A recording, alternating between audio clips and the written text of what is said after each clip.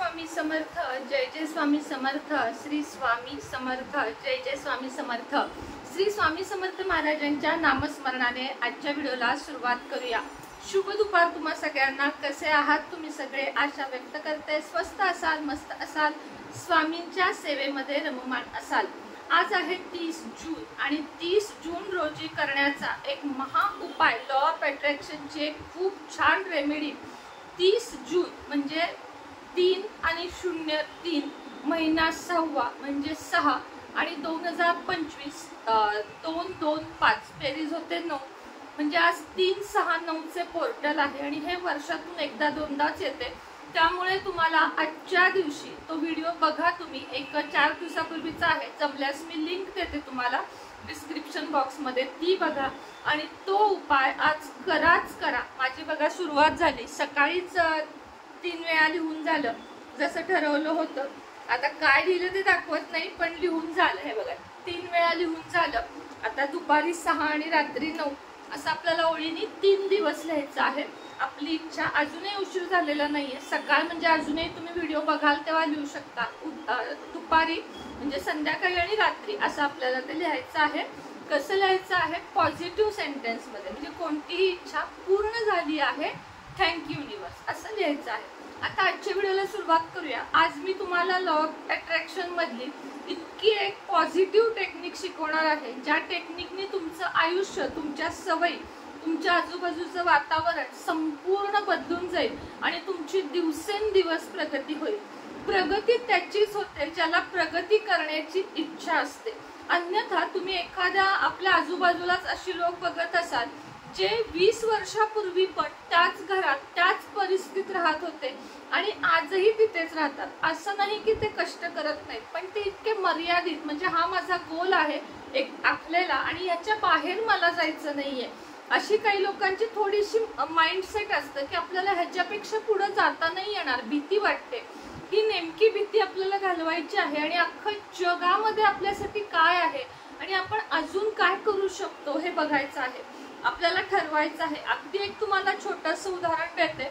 आमच्या इथे एक इन्स्पेक्टर राहतात, म्हणजे एकदम जवळजवळ त्यांना ना, तुम्हाला सांगते नाही म्हटलं तरी 70-1,000 पगार असेल, मोठ्या पोस्टवर आहेत। 70,000 रुपये कमवणारी व्यक्ती, तुम्हाला खोटं वाटेल, आजूबाजूची जे लोक जे काम सांगतील, कुणी रंगकामाला बोलवलं रंग देतात, कुणी गवत काढायला सांगितलं गवत काढतात, 500 रुपये घेतात, ड्युटी संपवून काम करतात। अक्षरशः ती व्यक्ती नाला सुद्धा साफ करते, परत टॉयलेट, बाथरूम, घर क्लिनिंग, हे घराचं सामान पोहोचवणे, उठवणे, म्हणजे 80,000 कमवणारी व्यक्ती सुद्धा आपल्याला कुठून तरी अजून 500 रुपये कसे मिळतील आणि महिन्याला ती रक्कम 1 लाख कशी होईल याचा विचार करते। आणि काही व्यक्ती असे असतात, चला 10,000 मिळतायत ना, बाद झाले, जास्त काही करायची गरज नाही, अशा व्यक्ती पण असतात। पण तुम्हाला सांगते, पैसा कधी, कुठं आणि किती लागेल हे सांगता येत नाही। आता मुलांचं जर उच्च शिक्षण चालू असेल आणि जर तुम्हाला त्या शिक्षणासाठी एकदम 1 लाख, 2 लाख, 3 लाख भरायचे असतील आणि तुम्ही काहीच साठवलं नसेल तर तुम्हाला काय करावं लागेल? हात पसरावे लागतील, सोनं, नाणं, जमीन हे मोडावं लागेल। त्यापेक्षा आपल्याला माहित आहे की आता आखीचं शिक्षण आता अगदी पीकवर आहे, ओवीच्या शिक्षणासाठी आत्ता तर खर्च येत आहे, पण अजून 5 वर्षांनं तिची 10वी 12वी, ते माझ्या आत्तापासून माइंड मध्ये आहे की तिला साधारण आत्ता जर वार्षिक खर्च मुलांचा 1.5-2 लाख आहे तर 5 वर्षांना तो खर्च किती होईल हा विचार आपल्याला आत्तापासून करायचा आहे। म्हणून कमाईवर भर द्यायचा, जितका आपल्याला ज्या ज्या बाजूने चांगला पैसा कमवता येईल त्या बाजूने कमवायचा। त्यासाठी मी तुम्हाला त्या पोलीस इन्स्पेक्टरचं उदाहरण दिलं की अत्यंत घेण्यासारखं उदाहरण आहे।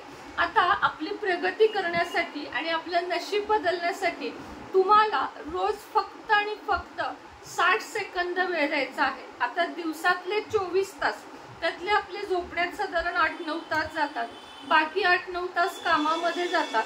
फक्त 60 सेकंदात रोज 7 वाक्य तुम्हाला बोलायचे आहेत आणि ते अशा पद्धतीने बोलायचे आहेत की जणू काही ते सगळं झालेलं आहे। आणि ज्याच्या मनात संशय येतो, बरं का, मी नेहमी सांगते की एक जरी कमेंट निगेटिव्ह येत असेल तर ती निगेटिव्ह व्यक्ती इतकी निगेटिव्ह असते की ती त्याच्या आयुष्यामध्ये कायम पॉजच राहणार, त्याला कधीच ऑनचं बटन नाही, त्या करायचं हे काही ताई कसं शक्य आहे असं नाही तर थँक्यू युनिवर्स माझी ही इच्छा पूर्ण झाली आहे असा कमेंट करायचा।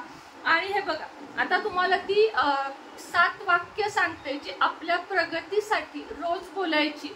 मीही बोलते आणि तुम्हीही बोला। आता कधी बोलायची तर सकाळी जेव्हा आपण झोपेतून उठतो तेव्हा आपल्या मनामध्ये सहसा म्हणण्यापेक्षा 99.99% सांगते कोणतेही विचार नसतात। झोपताना विचार बऱ्यापैकी असतात पण उठल्या उठल्या असे पटकन आपण विचार सुरू करत नाही। नेमक्या 60 सेकंदामध्ये तुम्हाला ही 7 वाक्य बोलायची आहेत। पाठ होईपर्यंत कागदावर लिहून ठेवा आणि गादीखाली कागद तुम्हाला ठेवायचा आहे। उठायचं, कराग्रे वसते लक्ष्मी, हात हे करायचे, पूर्ण हे करायचं, होपोनोपोनोची प्रार्थना करायची तर ती पाठ झाली असेल सगळ्यांची, ती प्रार्थना करायची आणि त्यानंतर ही 7 वाक्य बोलायची। तरी पण नवीन कुणी असेल त्यांच्यासाठी होपोनोपोनोची प्रार्थना म्हणजे काय तर आय एम सॉरी, खूप छान म्हणजे मन फ्रेश ठेवून म्हणायचं बरं का, उगाचच नाही। I am sorry, please forgive me, thank you so much, I love you, इतकंच वाक्य बोलायचे आहे। कुणाला कशासाठी याचा विचार करायचा नाही। सांगते तेवढी 4 वाक्य बोलायची आणि त्यानंतर पहिलं वाक्य बोलायचं मी खूप भाग्यशाली आहे। काय बोलायचं आहे? मी खूप भाग्यशाली आहे आणि तसं फीलही करायचं। जरी तुम्ही आत्ता नसाल तरीही तुम्ही म्हणायचं मी खूप भाग्यशाली आहे। वाक्य दुसरं मी खूप जास्त आनंदी आहे, मी खूप जास्त आनंदी आहे। तिसरं आणि महत्त्वाचं वाक्य मी खूप हेल्दी आहे किंवा निरोगी हा थोडासा निगेटिव्ह शब्द येतो म्हणून मी हेल्दी शब्द वापरलाय किंवा मग माझं आरोग्य खूप चांगलं आहे, मी हेल्दी आहे किंवा माझं आरोग्य खूप चांगलं आहे। पुढचं आणि सगळ्यात अजून महत्त्वाचं वाक्य मी खूप धनवान आहे, मी खूप धनवान आहे। त्याच्या पुढचं वाक्य बघा प्रत्येक वाक्यामध्ये किती प्रगती आहे। मला प्रत्येक कामामध्ये यश येत आहे। त्याच्या पुढचं वाक्य माझे प्रत्येक स्वप्न पूर्ण होत आहे।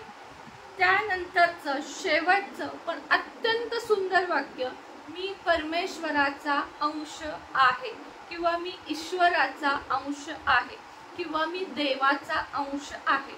पुन्हा एकदा पटकन 7 वाक्य न थांबता सांगते।